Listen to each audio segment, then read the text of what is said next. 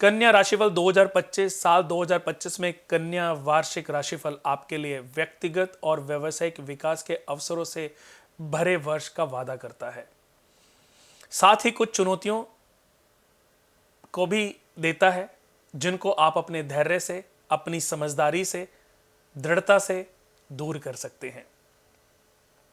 कन्या राशि के जातकों जो अपनी रचनात्मक और बारीकियों पर ध्यान देने के लिए जाने जाते हैं, उन्हें अपने प्रयासों में सफलता मिलेगी। खास तौर पर उनके करियर की, बिजनेस की जो सीढ़ी पर वो चढ़ रहे हैं, उस पर वो बहुत तेजी से फर्स्ट छमाही में वो फील करेंगे कि ये तरक्की उन्होंने बहुत तेजी से पाई है। हालांकि मिड जून के बाद थोड़ा सा स्लो, जून, जुलाई, अगस्त में थोड़ा सा स्लो आएगा, लेकिन उसके बाद जुलाई, अगस्त, सितंबर के बाद फिर से उनकी तरक्की बहुत तीव्रता से आगे बढ़ेगी।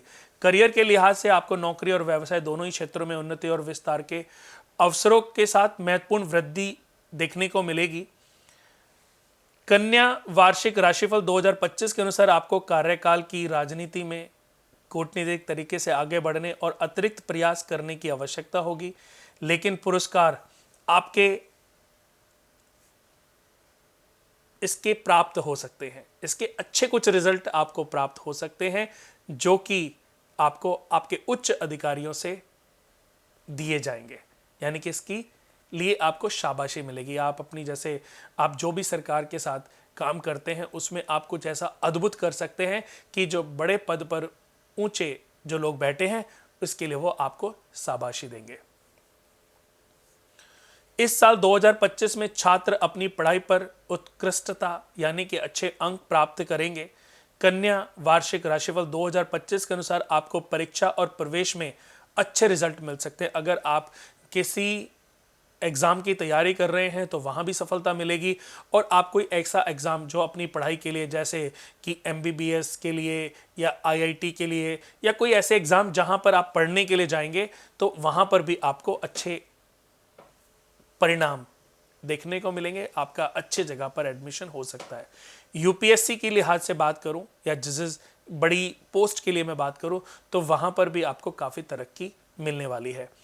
प्रेम और रिश्तों के मामले में वैवाहिक कन्या राशि वालों को अपने पार्टनर से समर्थन मिलेगा। कन्या वार्षिक राशिफल 2025 के अनुसार आपको आपके पार्टनर के साथ किसी अच्छी ट्रैवलिंग पर भी जाना पड़ सकता है।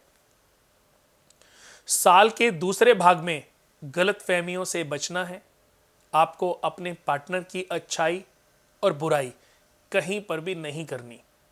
आप फीमेल हैं या मेल हैं, कई बार व्यक्ति अपने बहुत क्लोज दोस्त होते हैं कि मेरा पति तो ऐसा है, शाम को लेट आता है, या उसमें ये कमियां हैं, या मेरी पत्नी ऐसी है, उसके अंदर ये कमियां हैं।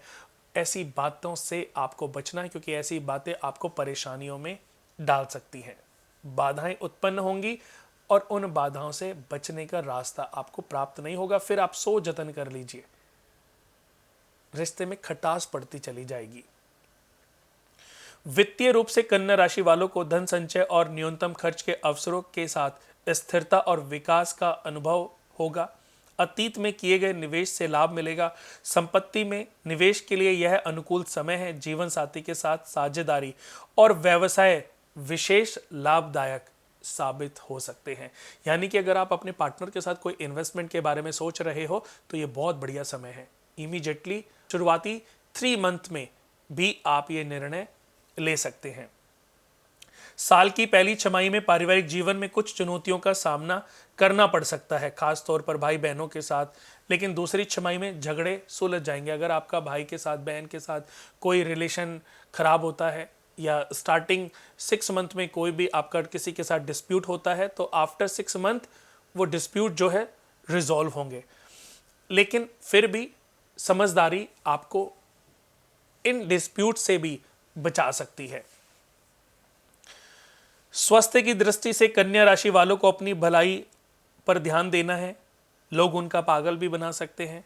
अगर उनका स्वास्थ्य खराब रहता है तो सोच समझ करके अच्छे डॉक्टर के पास जाने का निर्णय लें, ऐसे ही किसी रैंडमली किसी के पास ना चले जाएं, थोड़ा ध्यान देने की आवश्यकता है।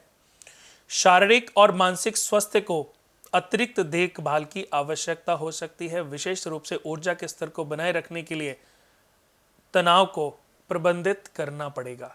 आप अगर किसी तनाव में हैं तो उसको रोकना पड़ेगा। आप किसी स्ट्रेस डिप्रेशन में हैं तो उसके लिए आपको मेडिटेट करने की आवश्यकता है।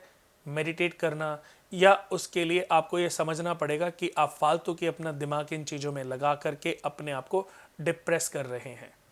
थोड़ी सी भी समझदारी आपको इस किसी भी बड़े से बड़े डिप्रेशन से निकाल सकती है, क्योंकि 6 मंथ जो बाद के जो 6 मंथ हैं, जून के बाद के 6 मंथ आपके लिए बहुत ही लाभदायक साबित होंगे। कुल मिलाकर कन्या राशि वालों के लिए जीवन के विभिन्न पहलुओं में सफलताओं के अवसरों के साथ एक सुदृष्टिदायक वर्ष की आशा हम कर सकते हैं। अच्छा साल होने वाला है। उपायों का पालन करने और सकारात्मक दृष्टिकोण बनाए रखने से आप अपना सॉल्यूशन स्वयं ढूंढ सकते हो। कई बार आपने देखा होगा कि हम सॉल्यूशन के लिए 10 लोगों के पास जाते हैं, पर थोड़ी सी भी समझदारी आपको किसी भी प्रकार के कष्ट से, किसी भी प्रकार के डिप्रेशन से, किसी भी प्रकार की प्रॉब्लम से आपको बाहर आपके लिए आपको थोड़ी समझदारी ही तो करनी है। कन्या राशि वालों को मैं एक और बात कहना चाहूंगा कि इनको जीवन में अगर बहुत आगे बढ़ना है तो जो स्वभाव नेचर है उस पर सबसे पहले लगाम कसनी पड़ेगी। यानी कि आपके अंदर जो 2 रास्ते वाला जो क्वेश्चन मार्क उत्पन्न होता है ना, कि या तो ये कर लेता हूं या ये कर लेता हूं, वो आपके लिए सबसे ज्यादा प्रॉब्लम कारक है, क्योंकि वो कंफ्यूज करता है। आपके मन में कोई विचार आता है तो इमीडिएटली करना है या नहीं करना है, करना है तो अभी करना है, नहीं तो उसके लिए बहुत ज़्यादा डिले नहीं करना। उसकी वजह से भी आपकी बहुत सारी तरक्की ऐसी रुक जाती हैं जो आपको अब तक मिल जानी चाहिए थी। हरे रंग का प्रयोग और हल्के ब्लू कलर का प्रयोग आपके ऊपर काफ़ी फायदेमंद रहेगा।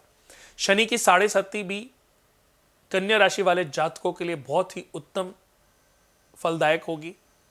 बृहस्पति का गोचर भी आपके लिए काफी लाभदायक रहेगा, और राहु और केतु का भी जो गोचर आपके ऊपर चल रहा है उससे भी आपको बहुत ज़्यादा परेशान होने की आवश्यकता नहीं है, क्योंकि वो गोचर भी आपके लिए काफ़ी अच्छे द्वार, सक्सेस के द्वार खोलने वाला है।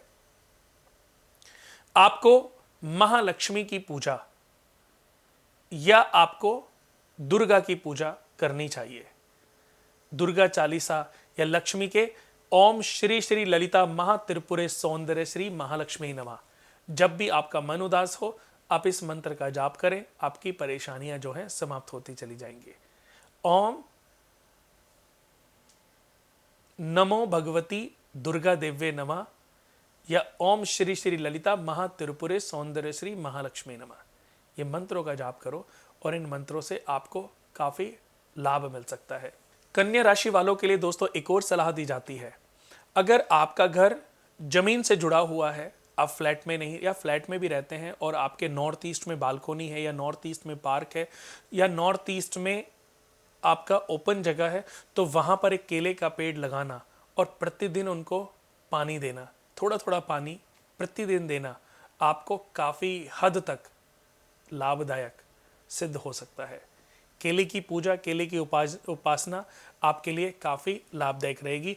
और कभी कभी मौका मिले तो थर्सडे के दिन जब आप जल चढ़ाएं तो उस जमीन का टच करके अपने टीका अपने माथे पर और कंठ पे लगाते रहें।